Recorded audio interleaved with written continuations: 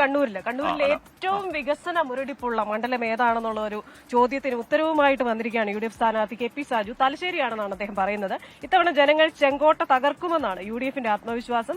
തലശ്ശേരിയിൽ നിന്ന് നമ്മുടെ അജീഷ് ജയകുമാർ തയ്യാറാക്കിയ റിപ്പോർട്ടിലേക്ക്. തലശ്ശേരി പിടിക്കാൻ ഇത്തവണ UDF സ്ഥാനാർത്ഥിയാക്കിയിരിക്കുന്നത് KP സാജുവിനെയാണ്.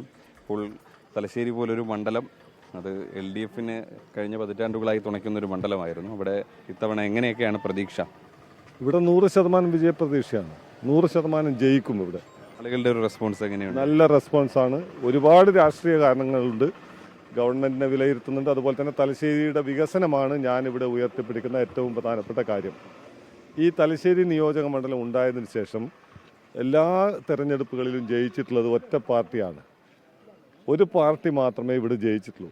ആ പാർട്ടി ജയിച്ച് പോയിട്ട് ഈ നിയോജക മണ്ഡലത്തിന് എന്താണ് നൽകിയിട്ടുള്ളത് എന്നുള്ളതാണ് എൻ്റെ പ്രധാനപ്പെട്ട ചോദ്യം. ജയിപ്പിച്ചു വിട്ടവരിൽ മുഖ്യമന്ത്രിയായ ആളുണ്ട്, ആഭ്യന്തരമന്ത്രിയായ ആളുണ്ട്, സ്പീക്കറായ ആളുകളുണ്ട്. അപ്പോൾ അവരൊക്കെ തന്നെ ഇത്രയും ഉന്നതമായ സ്ഥാനങ്ങളിൽ ഇരുന്നിട്ടും എന്താണ് ഈ നിയോജക മണ്ഡലത്തിന് ചെയ്തിട്ടുള്ളത്?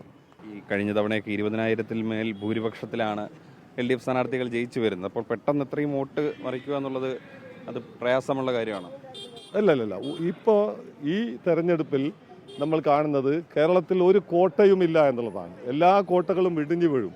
അങ്ങനെയായിരുന്നുവെങ്കിൽ വടകരയിൽ പ്രിയപ്പെട്ട മുല്ലപ്പള്ളി രാമചന്ദ്രൻ അതിൻ്റെ മുമ്പിലത്തെ തെരഞ്ഞെടുപ്പിൽ 1,00,000-ൽ പരം വോട്ടിന് തോറ്റ സ്ഥലത്ത് മുല്ലപ്പള്ളി രാമചന്ദ്രൻ വടകരയിൽ മത്സരിച്ചപ്പോൾ 1,00,000-ൽ പരം വോട്ടുകൾക്ക് ജയിച്ചു. അതിൻ്റെ അർത്ഥം എന്താ? ജനങ്ങൾ ചിന്തിച്ചിട്ടാണ് വോട്ട് ചെയ്യുന്നത്. ഒരു കോട്ടയുമില്ല കേരളത്തിൽ. എല്ലാ കോട്ടകളും ഇടിഞ്ഞു വീഴും. ഈ തലശ്ശേരി എന്ന കോട്ടയും ഇടിഞ്ഞു വീഴും. അപ്പോൾ അതാണ് KP സാജുവിൻ്റെ ആത്മവിശ്വാസം. വികസനം മുന്നോട്ട് വെച്ച് ചർച്ച ചെയ്താണ് അദ്ദേഹം വോട്ട് ചോദിക്കാൻ ഇറങ്ങുന്നത്. കോട്ട തകർക്കും എന്നുള്ളതാണ് അദ്ദേഹത്തിൻ്റെ ആത്മവിശ്വാസം. പ്രവർത്തകരോടൊപ്പം സജീവമായി തന്നെ പ്രചരണ രംഗത്ത് ഉണ്ട് KP സാജു. തലശ്ശേരിയിൽ നിന്നും രജീഷ് കരിവെള്ളൂരിനൊപ്പം അജീഷ് ജയകുമാർ, 24.